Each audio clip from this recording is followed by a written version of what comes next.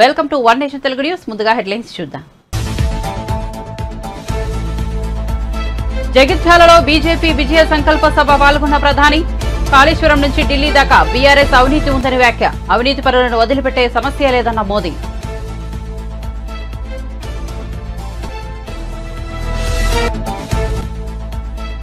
Telangana governor Tamilisai రాజీనామా. లోక్సభ బరిలో Tamilisai. Puducherry lieutenant governor పదవికి కూడా రిజైన్. తమిళనాడు నుంచి లోక్సభకు పోటీ.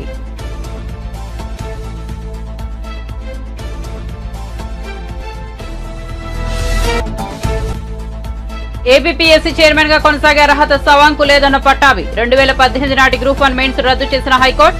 ఆధారాలతో సహా వస్తానంటూ గౌతమ్ సవాంగ్ పట్టాభి సవాల్. కోర్టులను కూడా తప్పుదోవ పట్టించారని ఆరోపణ. దానం నాగేందర్ పై చర్యలు తీసుకోవాలని స్పీకర్ కు పిటిషన్ ఇచ్చిన బీఆర్ఎస్ ఎమ్మెల్యేలు. ప్రభుత్వాన్ని మేము పడగొడతామని చెప్పలేదు. నల్గొండ ఖమ్మం బాంబులే పేల్చేస్తారన్న పాడి కౌశిక్ రెడ్డి.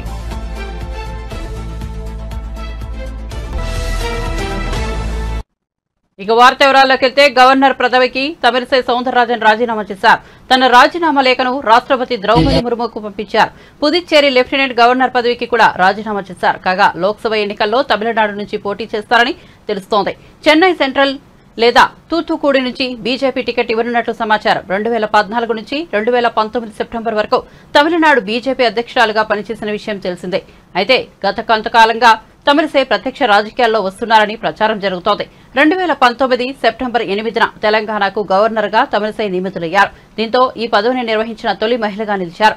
ఆ తర్వాత పుదుచ్చేరి ఇన్ఛార్జ్ లెఫ్టినెంట్ గవర్నర్ గా కూడా అదనపు బాధ్యతలు చేపట్టారు. కాగా తమిళసై సౌందరరాజన్ 20 ఏళ్లకు పైగా రాజకీయాల్లో చురుగ్గా ఉన్నారు. బీజేపీలో ఆమె క్రియాశీలకంగా పనిచేశారు. 2019 పార్లమెంట్ ఎన్నికల్లో దక్షిణ చెన్నై పార్లమెంట్ స్థానం నుంచి ఆమె పోటీ చేసి ఓడిపోయారు. 2011లో వెలిచ్చేరి, 2016లో విరుగుంపాక్కం అసెంబ్లీ నియోజకవర్గాల్లో పోటీ చేశారు.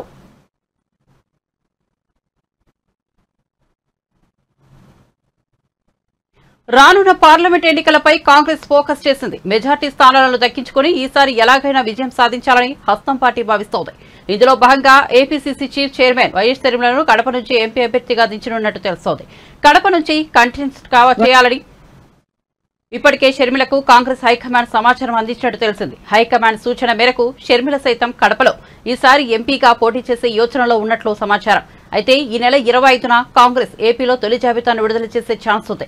ఇదే లిస్టులో షర్మిల పేరు ఉండనున్నట్టు తెలుస్తోంది. అయితే ఇదే స్థానం నుంచి సిట్టింగ్ ఎంపీగా ఉన్న అవినాష్ రెడ్డికే వైసీపీ అధిష్టానం మరోసారి టికెట్ కేటాయించింది. దీంతో సోదరుడిపైనే షర్మిల పోటీకి దిగుతుండడం ఏపీ పాలిటిక్స్ లో హాట్ టాపిక్ గా మారింది. అయితే కడప నుంచి షర్మిల పోటీపై అధికారిక ప్రకటన రావాల్సి ఉంది. తెలంగాణను 10 ఏళ్ల పాటు పాలించిన బీఆర్ఎస్ పార్టీ నేతల అవినీతి గల్లీ నుంచి ఢిల్లీ దాకా పాకిందని ప్రధాని నరేంద్ర మోదీ విమర్శించారు. కాళేశ్వరం ప్రాజెక్టు నుంచి ఢిల్లీ లిక్కర్ స్కామ్ దాకా ఆ పార్టీ నేతలు అవినీతికి పాల్పడ్డారని మండిపడ్డారు. జగిత్యాలలో సోమవారం జరిగిన బీజేపీ విజయ సంకల్ప సభలో ప్రధాని పాల్గొని ప్రసంగించారు. ఈ సందర్భంగా బీఆర్ఎస్ ఎమ్మెల్సీ కల్వకుంట్ల కవిత అరెస్టును పరోక్షంగా ప్రస్తావిస్తూ బీఆర్ఎస్ నేతల అవినీతిని సభా వేదికపై ఎండగట్టారు.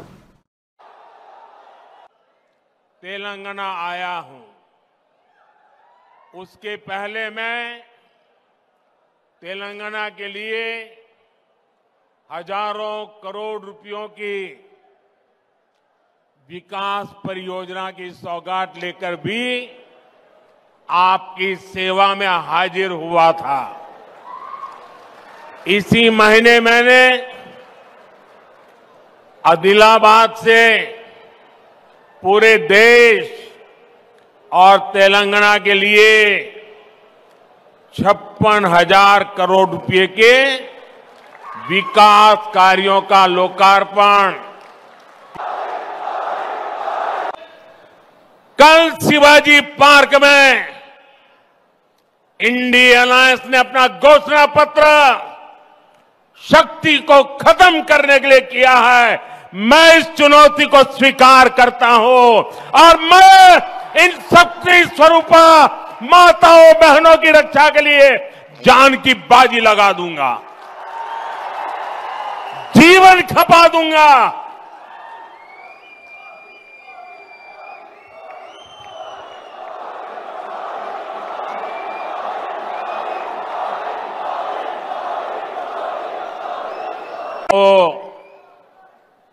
शक्ति का विनाश करने के तेलंगाना की ये धरती कोई साधारण धरती नहीं है। ये वो धरती है जिसने अंग्रेजों से संघर्ष किया, जो रजाकारों के अत्याचारों से लड़ाई लड़े। इस धरती ने देश की अखंडता और सम्मान के लिए संघर्ष किया। बावजूद इसके आजादी के बाद तेलंगाना को कांग्रेस के सियासी षड्यंत्रों को सहना पड़ा। एक और वो कांग्रेस पार्टी है जिसने तेलंगाना के सपनों को कुचला है। दूसरी ओर वो बीआरएस है जिसने यहां के लोगों की भावनाओं का इस्तेमाल किया, सत्ता पाई और बाद में जनता से विश्वासघात कर दिया। तेलंगाना का निर्माण के पहले 10 वर्षों तक बीआरएस ने, पहले 10 साल बीआरएस ने तेलंगाना को जम करके लूटा है। लूटा है कि नहीं लूटा है? और अब कांग्रेस ने तेलंगाना को अपना एटीएम स्टेट बना लिया है। तेलंगाना से लूटा गया ये पैसा दिल्ली तक जाता है, वहां परिवारवादी लोगों की तिजोरी में पहुंचता है। फिर इसी पैसे का इस्तेमाल देश में झूठ और बंटवारे की साजिशों की फंडिंग के लिए होता है। और तेलंगाना के लोग जानते हैं, एक घोटालेबाज दूसरे घोटालेबाज पर कभी कार्रवाई नहीं कर सकता। इसलिए जो कांग्रेस पार्टी चुनाव के समय बीआरएस पर घोटालों का आरोप लगाती थी, आज वही कांग्रेस बीआरएस की फाइलों पर हाथ धरकर बैठ गई है। ఏపీపీఎస్సీ 2018లో నిర్వహించిన గ్రూప్ 1 మెయిన్స్ పరీక్షను ఏపీ హైకోర్టు రద్దు చేసిన సంగతి తెలిసిందే. జవాబు పత్రాలను పలుమార్లు మూల్యాంకనం చేయడంపై విపక్షాలు మండిపడుతున్నాయి. ఈ క్రమంలో టీడీపీ జాతీయ అధికార ప్రతినిధి కొంబారెడ్డి పట్టాభిరామ్ మీడియా సమావేశం నిర్వహించారు. ఏపీపీఎస్సీ చైర్మన్ గా కొనసాగే అర్హత గౌతమ్ సవాంగ్ కు లేదని స్పష్టం చేశారు. మా వద్ద ఉన్న ఆధారాలతో వస్తా మీడియా సమక్షంలో సవాంగ్ చర్చకు సిద్ధమా అని పట్టాభి సవాల్ విసిరారు. ఏపీపీఎస్సీలో గ్రూప్ 1 ఉద్యోగాలను కూడా తెగనమ్ముకునేటటువంటి పరిస్థితికి దిగజారింది. అంటే అన్నీ అయిపోయాయి, అన్ని రకాల స్కామ్లు అయిపోయాయి, ఇక జాబ్ స్కామ్ ఒకటే మిగిలింది. సరే ఇవి మాత్రం మనం ఎందుకు వదిలేయాలని చెప్పి వాటిని కూడా తెగనమ్ముకున్నారు. దాదాపు 150 నుండి 200 కోట్ల రూపాయల భారీ కుంభకోణం. ఒక పక్కనేమో ఉద్యోగాలు లేవు, జాబ్ క్యాలెండర్ లేదు, ఉన్నటువంటి ఈ అరాకరా ఉద్యోగాలను కూడా తెగనమ్ముకోవటం. దీనికి సంబంధించి హైకోర్టు చాలా స్పష్టమైనటువంటి తీర్పిచ్చింది. వీళ్ళు చట్టవిరుద్ధంగా కావాలని ఉద్యోగాలని బేరం పెట్టి అభ్యర్థుల దగ్గర డబ్బులు వసూలు చేసుకోవటం కోసం ఒకసారి కాదు, 2 సార్లు కాదు, 3 సార్లు మూల్యాంకనం చేశారు. ఆన్సర్ షీట్స్ని 3 సార్లు వాల్యుయేషన్ చేశారు అని హైకోర్టు అన్ని ఆధారాలు పరిశీలించిన తర్వాత హైకోర్టు చాలా స్పష్టమైనటువంటి తీర్పు ఇచ్చింది. ఏమని చెప్పింది హైకోర్టు తీర్పులో? The action of respondent, that number 1, that is the state government and APPSC in conducting second and third valuation of Group 1 mains examination for notification number 27/2018 is declared as illegal, irregular, arbitrary and violative of Rule 39 of APPSC. చాలా స్పష్టంగా the action of APPSC in conducting second and third valuation 3 సార్లు మూల్యాంకనం జరిగింది అని చెప్పి high court అన్ని ఆధారాలు పరిశీలించి స్పష్టమైనటువంటి తీర్పుని ఇచ్చిన తర్వాత ఆ పరీక్షలన్నింటినీ కూడా రద్దు చేసి మళ్ళీ 6 నెలల్లోగా మళ్ళీ కూడా ఈ ఎగ్జామ్స్ కండక్ట్ చేయాలని స్పష్టమైనటువంటి తీర్పునివ్వటం జరిగింది. ఆ తర్వాత తెలుగుదేశం పార్టీ పక్షాన మరి నేను కానివ్వండి, అదేవిధంగా మా పార్టీ జాతీయ అధ్యక్షులు చంద్రబాబు నాయుడు గారు, ఆయనైతే అసలు దాదాపు 1 గంట పాటు పవర్ పాయింట్ ప్రజెంటేషన్ ఇచ్చారు.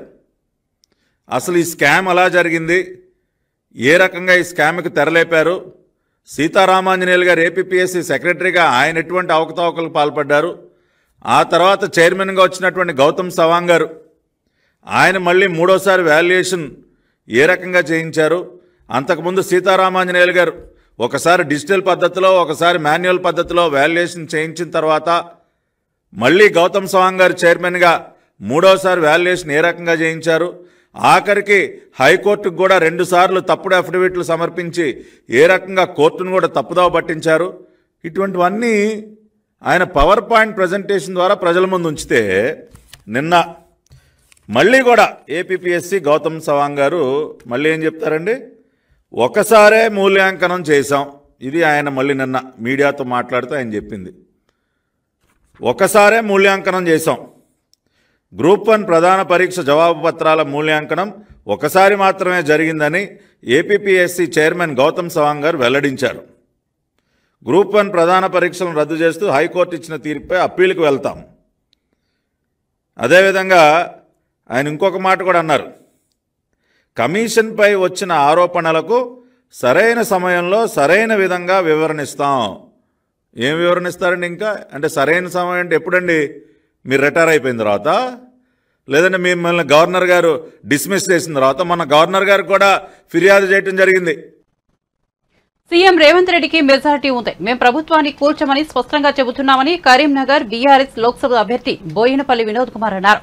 సోమవారం ఆయన మీడియాతో మాట్లాడుతూ ఖైరతాబాద్ ఎమ్మెల్యే దానం నాగేందర్ అనర్హత వేటు నుంచి తప్పించుకోగలేరన్నారు. దానం నాగేందర్ గత అసెంబ్లీ ఎన్నికల్లో బీఆర్ఎస్ నుంచి గెలిచారు. ఆయన ముఖ్యమంత్రి రేవంత్ రెడ్డి సమక్షంలో కాంగ్రెస్ పార్టీలో చేరారు. ఈ క్రమంలో వినోద్ కుమార్ మాట్లాడుతూ దానం అనర్హతపై స్పీకర్ గడ్డం ప్రసాద్ కుమార్ త్వరగా నిర్ణయం తీసుకోవాలని కోరారు. ఫిరాయింపులను ప్రోత్సహించవద్దని సూచించారు. బీఆర్ఎస్ ఎమ్మెల్యేలందరూ ఉద్యమకారులేనని వ్యాఖ్యానించారు. ఈ 10వ షెడ్యూల్ చట్టంలో రాజ్యాంగంలో ఉంది, యాజ్ ఎర్లీ యాజ్ పాసిబుల్ ఉన్నది. యాజ్ ఎర్లీ యాజ్ పాసిబుల్ అంటే త్వరగతిగా తొందరగా చేసేయాలి, కంపల్సరీ చేయాలని చెప్పి దాని ఒక ఆలోచన అని చెప్పింది. దురదృష్టవశాత్తు స్పీకర్లు ఏం చేస్తున్నారు, పెండింగ్ పెట్టుకుంటున్నారు. నేను నా రిక్వెస్ట్ ఈరోజు ఈ ప్రెస్ మీట్ ద్వారా కోరేది ఏంటంటే, మరి గౌరవ తెలంగాణ రాష్ట్ర శాసనసభ స్పీకర్ ప్రసాద్ గారు యాజ్ ఎర్లీ యాజ్ పాసిబుల్ అంటే మీరు 24 గంటల్లో డిస్పోజ్ చేయొచ్చు. నా రిక్వెస్ట్ ఏంటంటే, మీరు ఒక శాసనసభ స్పీకర్గా ఉన్నారు కాబట్టి మీరు వెంటనే డిస్పోజ్ చేయాలి. ఇంకా సుప్రీంకోర్టు తీర్పు ఏం చెప్పింది, మీరు వారం రోజులు చేసినా నెల రోజులు పెండింగ్ పెట్టుకున్నా ఈ రోజు నుండే డిస్క్వాలిఫై అయినట్టే అనేది చెప్పేసింది. ఇలా దానం నాగేందర్ గారు నిన్న కండవా కప్పుకున్నారు కాబట్టి నిన్నటి నుండే ఆయన డిస్క్వాలిఫై చట్ట ప్రకారంగా. ఆయనకు జీతభత్యాలు ఇవన్నీ ఏం రావు. డీమ్ ఆయన స్పీకర్ గారు వారం రోజులకు చేస్తారా, 10 రోజులకు చేస్తారా, 20 రోజులకు చేస్తారా, లేదా 24 గంటల్లో చేస్తారా అనే డిస్క్రిషన్ పవర్. ఎందుకంటే ఇప్పుడు సుప్రీంకోర్టు ఫుల్ బెంచ్లో ఉంది. ఎన్ని రోజులు అనేది ఆ 10th షెడ్యూల్లో స్పెసిఫిక్గా లేదు కాబట్టి ఇవి చేస్తున్నారు. కాబట్టి నా రిక్వెస్ట్ ఏంటంటే, స్పీకర్ గారు యాజ్ ఎర్లీ యాజ్ పాసిబుల్ అనేది రాజ్యాంగంలో ఉంది. సుప్రీంకోర్టు, హర్యానా కోర్టులు చాలా 1 మంత్లో చేయమని చెప్పింది. ఒక జడ్జిమెంట్ లోపల సుప్రీంకోర్టు అయితే పెండింగ్ పెట్టుకోవద్దని చెప్పింది. సరే స్పెసిఫిక్గా పీరియడ్ లేదు కాబట్టి ఇవాళ ఫుల్ బెంచ్ ముందు సుప్రీంకోర్టులో ఉంది. ఏదేమైనప్పుడు కూడా దీన్ని తొందరగా డిస్పోజ్ చేయాలని చెప్పి నేను కోరుతున్నాను స్పీకర్ గారిని. ఇదే సందర్భంలో ఏ ముంచుకొచ్చిందండి వీళ్ళకి?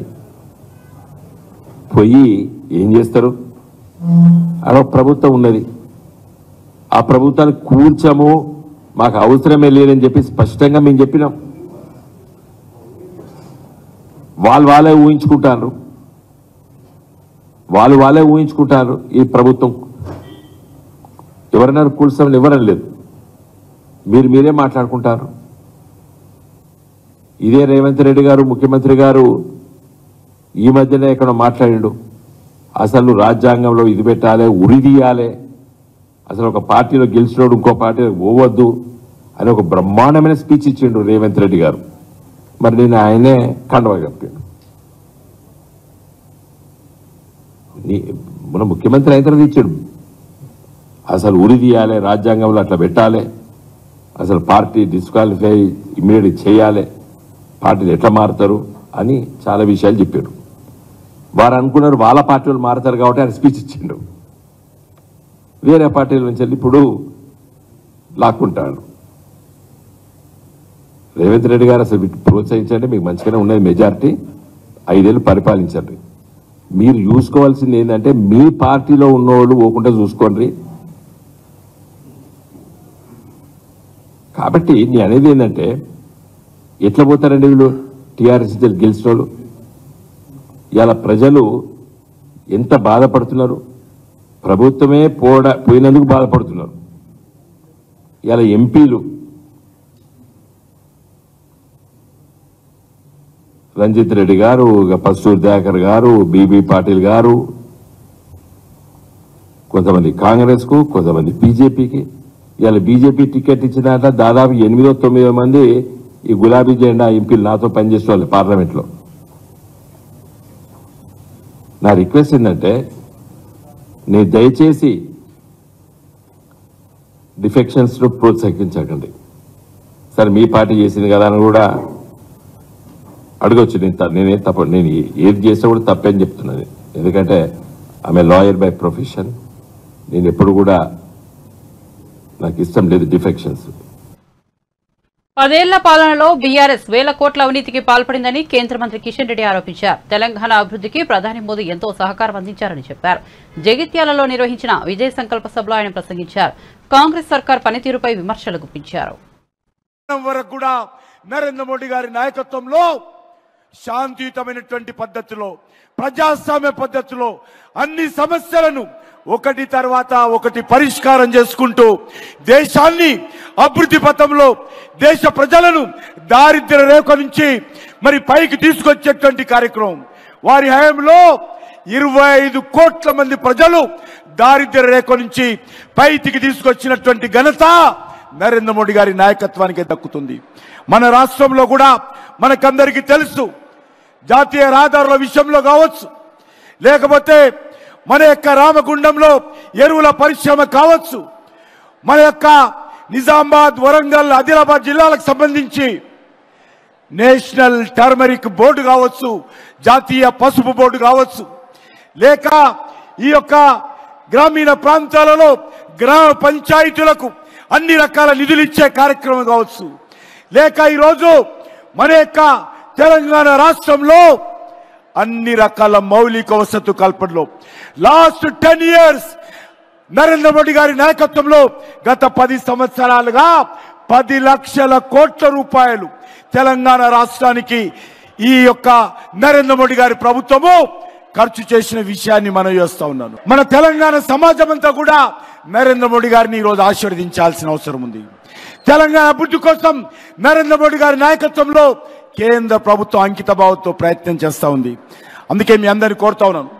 ఈరోజు మనం చూశాము, ఈ రాష్ట్రంలో 10 సంవత్సరాలుగా అధికారంలో ఉన్నటువంటి బీఆర్ఎస్ పార్టీ, కేసీఆర్ కుటుంబము ఏ రకంగా దోపిడీ చేసిందో మనకు తెలుసు. వేల కోట్ల రూపాయలు దోపిడీ చేయడం జరిగింది. అది కాళేశ్వరం సాగునీటి ప్రాజెక్టు కానీ, లేక లిక్కర్ బిజినెస్ లో కానీ, ఇసుక వ్యాపారంలో కానీ, గ్రానైట్ వ్యాపారంలో కానీ, గొర్రెల పంపిణీలో కానీ, మన్నిరేగాల్లో కానీ, దళిత బంధులో కానీ, భూ వ్యాపారంలో కానీ, ఈరోజు కాంట్రాక్టుల దగ్గర పూర్తిగా ఈ ప్రభుత్వము గతంలో ఏ రకంగా తెలంగాణ సమాజాన్ని దోపిడీ చేసిందో, ఈరోజు తెలంగాణ దోపిడీ చేసింది సరిపోలేదని చెప్పి ఢిల్లీకి వెళ్ళి, ఢిల్లీలో కూడా కేసీఆర్ కుటుంబము, కేసీఆర్ కూతురు కవిత ఏ రకంగా అక్రమంగా ఆపు ప్రభుత్వంతో కలిసి లిక్కర్ వ్యాపారంలో ప్రజాధనాన్ని దోపిడీ చేసిందో, ఏ రకంగా లిక్కర్ కుంభకోణానికి పాల్పడిందో మనం చూశాము. చేవెళ్ల ఎంపీ రంజిత్ రెడ్డిపై బీఆర్ఎస్ నాయకుడు పట్టుల కార్తిక్ రెడ్డి తీవ్ర ఆగ్రహం వ్యక్తం చేశారు. రంజిత్ రెడ్డి తన స్వార్థం కోసం కన్నతల్లి లాంటి బీఆర్ఎస్ పార్టీని వీడి కాంగ్రెస్ లో చేరారని ధ్వజమెత్తారు. చేవెళ్ల ఎంపీ సీటును కాంగ్రెస్ పార్టీ 100 కోట్లకు అమ్ముకుందని స్థానిక కాంగ్రెస్ నాయకులు మాట్లాడుకున్నట్లు తెలిసిందని కార్తిక్ రెడ్డి తెలిపారు. తెలంగాణ భవన్లో పట్టుల కార్తిక్ రెడ్డి మీడియాతో మాట్లాడారు. మనం చాలా మంది వ్యక్తులను చూసినాం కూడా. ఈరోజు భారతదేశంలో రాజకీయాల్లో ఉన్న 90% వాళ్ళు ముందో తర్వాతో ఇప్పుడో భవిష్యత్తులోనో పార్టీలు మారుతున్నారు. ఇది సర్వసాధారణం. కానీ దీంట్లో ప్రత్యేకత ఏముంటుందంటే, ఎవరి గురించి అయితే మనం ప్రత్యేకంగా మాట్లాడుకోవాలంటే, ఎవరి గురించి అయితే ప్రజలకి మనం తెలియజేయాల్సిన ప్రయత్నం, దాంట్లో ఈ పార్టీలు మారే దాంట్లో ప్రత్యేకమైన వ్యక్తులు ఎవరుంటారంటే, ఎవరైతే మోసం చేస్తారు, ఎవరైతే నయవంచన చేస్తారు, ఎవరైతే వెన్నుపోటు పొడుస్తారో వాళ్ళ గురించి పార్టీ మారుతున్నప్పుడు ప్రజలకు చెప్పాల్సిన అవసరం ఎంతైనా ఉంటుంది. మళ్ళొకసారి చెప్తాను, మోసము, దగ, నయవంచన, వెన్నుపోటు, ఈ పదాలు చాలా ఆలోచించి నేను వాడుతున్నాను. ఇవి చేసిన వాళ్ళని ప్రజలకి చెప్పాల్సిన అవసరం ఎంతైనా ఉంటుంది. ఈరోజు నేను ప్రస్తావన చెప్తున్నది, ఈరోజు మీ అందరికీ చెప్పే ప్రయత్నం చేస్తున్నది, మా యొక్క పార్లమెంట్ స్థానానికి బీఆర్ఎస్ పార్టీ నుంచి ఎన్నికై 5 సంవత్సరాలు మా ప్రాంతం నుంచి బీఆర్ఎస్ పార్టీని, చేవెళ్ల ప్రజలను ప్రాతినిధ్యం వహిస్తున్నటువంటి గౌరవనీయులు ఎంపీ వర్యులు రంజిత్ రెడ్డి గారి గురించి. రంజిత్ రెడ్డి గారి గురించి నేను నిజంగా మీకు చెప్పాలంటే, 5 ఏళ్ల కిందట మా ప్రాంతానికే కాదు రాష్ట్రంలో కూడా ఆయన ఎవరో తెలియని వ్యక్తి, మా ప్రాంతానికి సంబంధం లేని వ్యక్తి. ఆయన కరీంనగర్ అయినా కూడా ఆ రోజు కేసీఆర్ గారు పార్టీకి ఎప్పటి నుంచో ఉన్నాడు, సపోర్ట్గా నిలబడ్డాడని, ఏ ప్రాంతం వారైనా పర్వాలేదు, చేవెళ్ల పార్టీ గట్టిగా ఉన్నది రంజిత్, నువ్వు పోయి పోటీ చేసి అక్కడ గెలిచి రావాలా, నీలాంటి వాడు నాకు పక్కలు కావాలని కేసీఆర్ గారు అవకాశం ఇవ్వడం, కేసీఆర్ గారి పార్టీని ఆ రోజు ఆయన చెప్పినారని, ఆ రోజున్న పార్టీలో ఉన్న మేమందరం కూడా ఆయనను భుజాల మీద మోసి ఎంపీగా గెలిపించడం జరిగింది. మా ప్రాంతం వాడు కాకపోయినా కూడా మా ప్రాంతం గౌరవించింది, మా పార్టీ గౌరవించింది, మా నాయకత్వం గౌరవించింది. మీరు అనుకోవచ్చు, అరే పార్టీలో చాలా మంది వచ్చిండ్రు కదా, చాలా మంది అవకాశం ఇచ్చిన దాంట్లో ఈయన ఒకడు అనుకోవచ్చు. ఇంకో విషయం చెప్పాలి, కేసీఆర్ గారు ఎట్లా రంజిత్ రెడ్డి గారిని ఒక నాయకుడిగా తీర్చిదిద్దిండో, ఎట్లయితే రంజిత్ రెడ్డి గారిని ఈ 5 సంవత్సరాలే కాదు, ఆయన నోరారా చాలాసార్లు విన్నాం, కేసీఆర్ గారు నా యొక్క కెరియర్ గ్రోత్ లో చాలా ఆయన ఒక పాత్ర ఉన్నదని రంజిత్ రెడ్డి గారు చాలాసార్లు చెప్పడం మనం విన్నాం కూడా. మహిళా సాధికారత సాధన లక్ష్యంగా హైదరాబాద్ లో తనీరా శారీ రన్ నిర్వహించారు. మహిళలు చీరకట్టుతో ఈ పరుగులో పాల్గొన్నారు. ఈ కార్యక్రమాన్ని హెరిటేజ్ ఫుడ్ సంస్థ ఎగ్జిక్యూటివ్ డైరెక్టర్ నారా బ్రాహ్మణి జెండా ఊపి ప్రారంభించారు. దీనిపై ఆమె ట్విట్టర్ లో స్పందించారు. హైదరాబాద్ లోని నెక్లెస్ రోడ్ వద్ద తనీరా సంస్థ నిర్వహించిన శారీ రన్ ను ప్రారంభించాలని వెల్లడించారు. ఈ సందర్భంగా వందలాది మంది ఆత్మవిశ్వాసంతో కూడిన మహిళలను, మహిళా కార్యసాధకులను కలుసుకున్నందుకు ఎంతో ఆనందంగా ఉందని నారా బ్రాహ్మణి తెలిపారు. ప్రకాశవంతమైన వివిధ రంగుల్లో కళాత్మకంగా నేయబడిన చీరలు ధరించిన ఆ అతివలను ఈ పరుగులో పాల్గొన్నారని, తాను కూడా మంగళగిరి చేనేత చీరలో ఈ కార్యక్రమం ప్రారంభోత్సవానికి హాజరయ్యారని వివరించారు.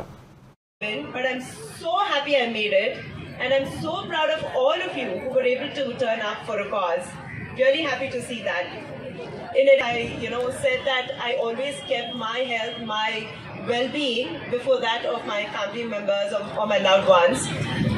And I think it's really so important a topic to talk about today, because ultimately I believe that a healthy woman means a healthy society, means a healthy community, and believe me, we have tremendous power in having a positive impact on those around us if we take care of ourselves. So, I'm really happy that all of you are joining this very important cause. And talking about health, obviously an important part of health is fitness, and that's why we're all here. And fitness means consistent fitness, and I think all of you are so progressive to be participating in the event today. It could be in the form of the age-old practice of our very own yoga. It could be in the practice of walks. It could be through runs like we're all doing today as a sisterhood together. I think fitness is really important, and I personally enjoy a little bit of sport as well. I think it brings in a little bit of fun element into health and fitness. I think another huge part of being healthy, especially as a woman, is balanced nutrition. And I'm really proud of being a part of this nutrition revolution. I believe that nutrition can be medicine.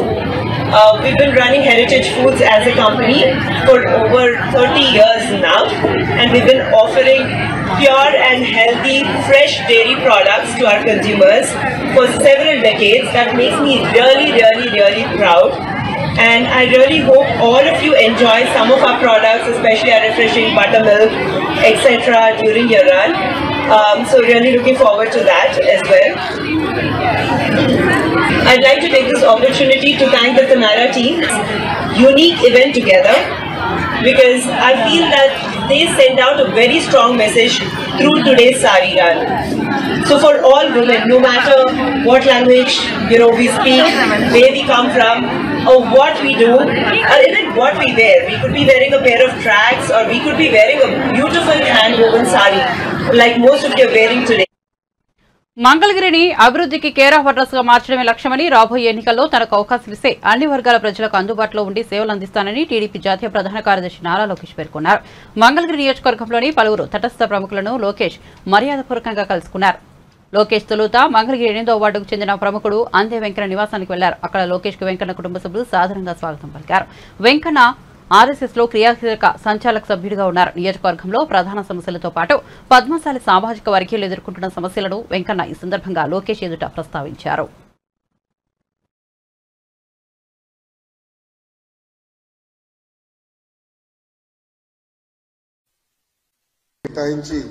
మంగళగిరిని అభివృద్ధి చేస్తాను. మంత్రి పదవి ఎక్కువ ఇవ్వలేదు, అదందరూ తెలిసిన విషయమే. డబ్బులు budget లో కేటాయింపు జరిగింది, కానీ మంగళగిరి అభివృద్ధి కోసం తెలుగుదేశం పార్టీ ఖర్చు పెట్టిన దాంట్లో కనీసం 10% కూడా ఈ ప్రభుత్వం ఖర్చు పెట్టలేదు. రెండో విషయం, ఎన్నికల ముందర అమరావతి రాజధాని ఇక్కడి నుంచి వెళ్ళదు అని చెప్పి పల్నాడు జిల్లా ఒప్పిడిలో జరిగిన ప్రజాకలం సభలో భద్రతా వైఫల్యంపై Janasena PSC chairman Nadendla Manohar serious అయ్యారు. సోమవారం ఏర్పాటు చేసిన మీడియా సమావేశంలో ఆయన మాట్లాడారు. ప్రధాని హాజరైన సభలో తీసుకోవాల్సిన జాగ్రత్తలు తీసుకోలేదన్నారు. పేర్లు ఫోటోలు లేకుండానే పాసులు జారీ చేశారన్నారు. కలెక్టర్, పోలీసు ఉన్నతాధికారులు నిర్లక్ష్యంగా వ్యవహరించారన్నారు. ఎందుకలా చేశారో తమకు అర్థం కావడం లేదన్నారు. ప్రజాకలం సభలో భద్రతా వైఫల్యాలను చాలా సీరియస్ గా తీసుకుంటామన్నారు. అధికారులపై గవర్నర్ కు ఫిర్యాదు చేస్తామన్నారు. టీడీపీ, జనసేన, బీజేపీ పొత్తులో భాగంగా ఈ బహిరంగ సభను ప్రతిష్టాత్మకంగా నిర్వహించిన విషయం తెలిసిందే. పెద్దలు చంద్రబాబు నాయుడు గారు, మా పార్టీ అధ్యక్షులు పవన్ కళ్యాణ్ గారు కలిసి నిర్వహించిన మొట్టమొదటి సభ విజయవంతం అయినందుకు ఎంతోమంది కృషి చేశారు. ప్రతి ఒక్క జన సైనికుడికి, వీర మహిళకి, నాయకులకు, జనసేన పార్టీ నుంచి సహకరించిన ప్రతి ఒక్కరికి, తెలుగుదేశం పార్టీ నాయకులకు, కార్యకర్తలకు, అదేవిధంగా భారతీయ జనతా పార్టీ నాయకులు, కార్యకర్తలు కూడా మనస్ఫూర్తిగా జనసేన పార్టీ నుంచి మేము అభినందిస్తున్నాం, ధన్యవాదాలు తెలుపుకుంటున్నాం. అదేవిధంగా సభ సక్సెస్ అవడానికి కారణం కూడా మన పాత్రికేయ మిత్రులు, వీళ్ళు కూడా, మీరందరూ కూడా సహకరించి ఈ సభ గురించి ప్రజల్లోకి లోతుగా అవగాహన తీసుకెళ్లే విధంగా మీరు చేసిన ప్రయత్నాన్ని, మీరు సహకరించిన విధానాన్ని, మీకు నిన్న చిన్న ఇబ్బందులు కలిగిన ఓపికతోటి మీరు సభలో ప్రతి ఒక్కరు పాల్గొనడం చాలా అభినందనీయం. ఆ సహనంకి, ఓపిక కోసం మీరు అంతిమంగా రాష్ట్రాన్ని దేశాన్ని దృష్టిలో పెట్టుకుని ప్రతి ఒక్కరు కదిలి వచ్చారు ముందుకి. అద్భుతమైన కార్యక్రమం నిర్వహించగలిగాం. సో పేరు పేరున ప్రతి ఒక్కరికి ఇందులో పాల్గొన్నందుకు, ఆయన పడిన కష్టాలు, పాఠశాలకి వెళ్ళే బడి పిల్లల దగ్గర నుంచి కూడా, ఆ శాఖ నుంచి కూడా వీళ్ళు అవినీతి చేసుకుంటూ ప్రతి డిపార్ట్మెంట్లో కూడా ఈ ప్రభుత్వంలో ఉన్న మంత్రులు, ఈ క్యాబినెట్, ఈ ప్రభుత్వం చేసిన అవినీతి గురించి కూడా ఆయన ప్రస్తావించారు. మేము కూడా అనేక సందర్భాల్లో జనసేన పార్టీ నుంచి సమాజానికి అర్థమయ్యే విధంగా ఏ విధంగా వీళ్ళు ప్రజలకు సంబంధించిన డబ్బుని దుర్వినియోగం చేసుకుంటూ సొంత ఆస్తుల కోసం విచ్చలవిడిగా ఖర్చులు చేసుకుంటూ వీళ్ళు పోయారో వాటన్నింటి కూడా వివరించాం. విద్యాశాఖలో జరిగిన అవినీతి, 3వ తరగతి పిల్లలతో టోఫెల్ ఎగ్జామ్లు రాయిపోయడానికనే ఒక ప్రణాళిక ఎవరు ఊహించని విధంగా. బులెటిన్ ముగించే ముందు హెడ్లైన్స్ మరోసారి చూద్దాం. జగిత్యాలలో బీజేపీ విజయ సంకల్ప సభలో పాల్గొన్న ప్రధాని. కాళేశ్వరం నుంచి ఢిల్లీ దాకా బీఆర్ఎస్ అవినీతి ఉందనే ఆరోపణ. అవినీతి పనులను వదిలిపెట్టే సమస్య లేదన్న మోదీ.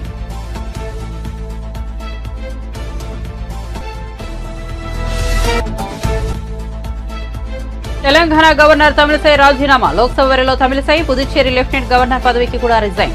తమిళనాడు నుంచి లోక్సభకు పోటీ.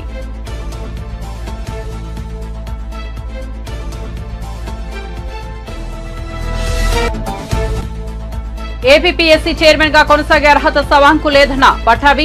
2018 నాటి గ్రూప్ 1 మెయిన్స్ ను రద్దు చేసిన హైకోర్టు. ఆధారాలతో సహా వస్తానంటూ గౌతమ్ సవాంగ్ పట్టాభి సభ. కోర్టులను కూడా తప్పుదావ పట్టించారని ఆరోపణ.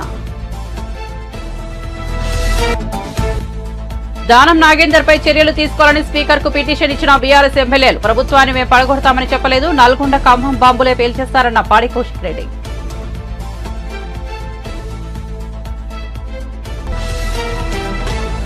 మరిన్ని అప్డేట్స్ కోసం చూస్తూనే ఉండండి వన్ నేషన్ తెలుగు న్యూస్.